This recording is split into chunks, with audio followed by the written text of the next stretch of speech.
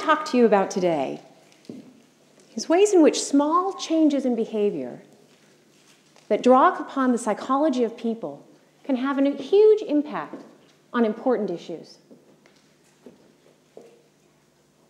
We know that descriptive product labels for food increase people's enjoyment of the food and make them more likely to buy the food again.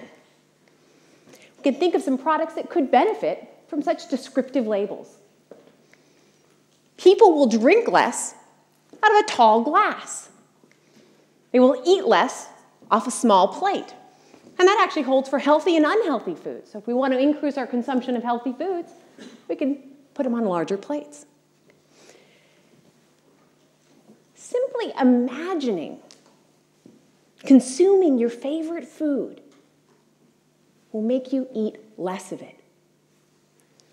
So here are some ideas that we might use to help us understand one of these important issues.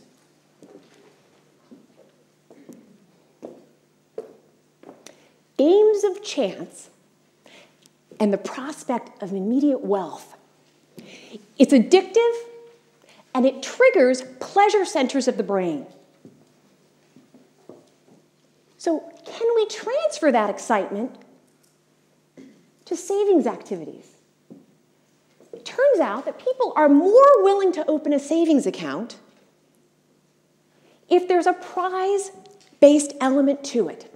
So if people are told that as part of this savings account, you will win awards or win prizes as you save more. And especially lower and middle income people express enthusiasm about this kind of savings product. I'd like you to imagine for a moment you're going to a dinner party. You're at the grocery store buying your compulsory bottle of wine. And you're tempted by this great offer. And you think for a moment, when that bottle of wine gets opened at the party, and you think, what if that bottle of wine is terrible? And you imagine the disapproving looks of the host and of the other guests. And that prospect is enough to motivate you to spend more on that bottle of wine, to buy a better bottle of wine. I'd like to suggest that we might be able to extend this to climate change, to environmentally conscious behavior. If we ask people to imagine what a world will look like, what our world will look like if we allow our climate to be compromised.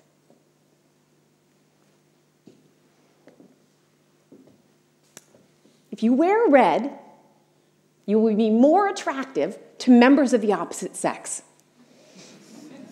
I don't come up with this. This is the research. If they are holding a warm drink, they will see you as more friendly and be more generous. And if they've washed their hands recently, or they're sitting in a comfortable chair, they will be more open-minded.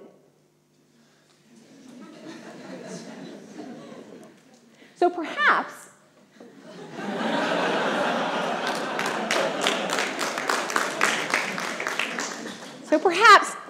hot tea, soft chairs, wearing red, and an abundance of hand sanitizer may help us bring opposing parties closer together. The idea here is there are some really interesting insights from psychology that can tell us how we might help people develop habits that are not only in their long-term best interest, but in the long-term best interest of people in general. So, thank you.